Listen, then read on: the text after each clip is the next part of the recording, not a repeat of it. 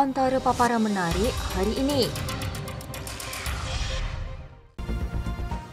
Menteri ingatkan rakyat jangan taksub dengan Maula Amin. Kerajaan tak faham peranan majlis media. Razia Jidin tak ada local standing untuk ulas prestasi ringgit.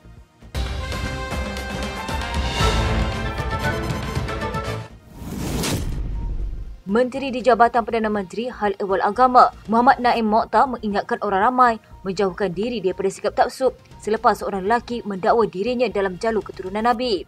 Semua pihak dinasihatkan sentiasa merujuk Jabatan Agama Islam Negeri berhubung pertauliahan pendakwa bagi memastikan setiap perkara yang disampaikan selari dengan ajaran Islam. Katanya semua pihak diminta sentiasa berpegang pada neraca ilmu, fakta dan menjauhkan diri daripada taksub. Sebelum ini, polis dilaporkan sedang memantau kegiatan seorang lelaki mendakwa dirinya warga Maghribi yang dikenali dalam kalangan pengikutnya sebagai Maula Amin dan mengaku mempunyai jalur keturunan ke-38 daripada Nabi Muhammad. Ia susulan laporan seorang muda sebuah madrasah di Selangor yang turut aktif mempromosikan Maula Amin didakwa mengutip dana awam secara tidak sah selain cuba mewujudkan perkampungan kerajaan sembilan di Melaka sebagai persiapan akhir zaman buat pengikutnya. Naim berkata Jabatan Perdana Menteri Hal Ehwal Agama tidak akan berkompromi dengan pihak cuba mengeksploitasi agama demi kepentingan diri atau kumpulan tertentu.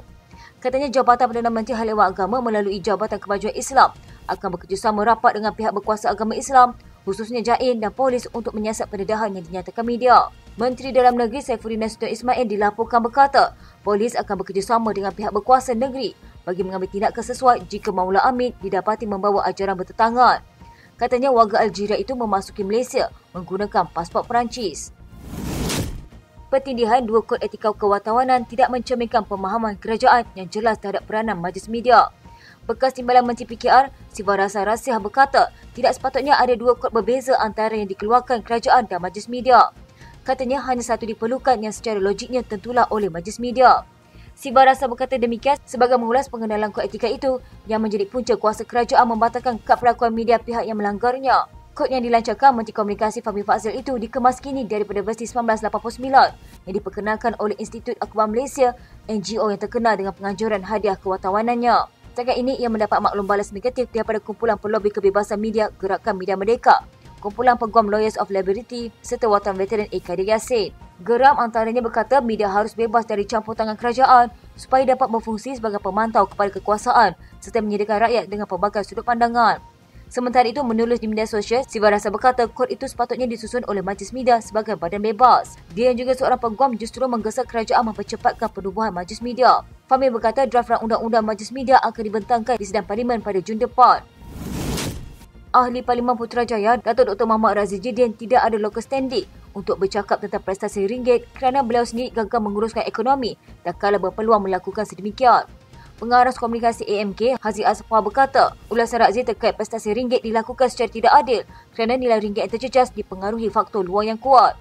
Beliau berkata sedang naik Presiden Bersatu itu galak menjual sentimen dan syak wang sangka. Angka yang sengaja dilupakan menunjukkan prestasi ekonomi di bawah Perikatan Nasional adalah jauh lebih buruk berbanding prestasi ekonomi hari ini. Katanya ini termasuklah pelaburan langsung asing yang paling rendah di Asia Tenggara pada tahun 2020 selain penerapan Fitch Rating merundum yang menyebabkan peningkatan bunga kepada hutang negara. PN juga mencatat inflasi yang tinggi mencecah 4.5%, kadar pengangguran tinggi serta puluhan ribu peniaga gulung tikar kerana polisi pelaksanaan Perintah Kawalan Pergerakan separuh masa.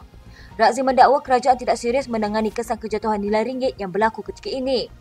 Ahli Bersatu itu turut menyindir tindakan pemimpin kerajaan yang dikatakan menikus apabila ditanya mengenai perkara berkenaan. Sementara itu, Haziq berkata ekonomi negara ini jauh berbeza dengan ketika pentadbiran PN iaitu dari segi kadar pengangguran yang menurun, inflasi, FDI dan bursa saham yang menunjukkan perkembangan yang sangat positif sekaligus mengiyakan faktor luaran terdapat prestasi ringgit yang mutakhir. Katanya Razia hakikatnya hilang local standing secara moral untuk bercakap tentang prestasi ringgit apabila menganggotai jemaah menteri yang gagal menguruskan ekonomi dan kala berpeluang melakukan sedemikian rupa. Oleh itu, wajar beliau bermuhasabah dan mencerminkan dirinya sendiri dan secara tidak malu menjajah naratif sonsam terkait prestasi ringgit semasa tak kala mereka gagal menguruskan ekonomi sewaktu 33 bulan menjadi kerajaan. Sekian berita hangat di TV pada hari ini. Jangan lupa untuk follow Facebook Malaysia Deadline dan YouTube Deadline TV.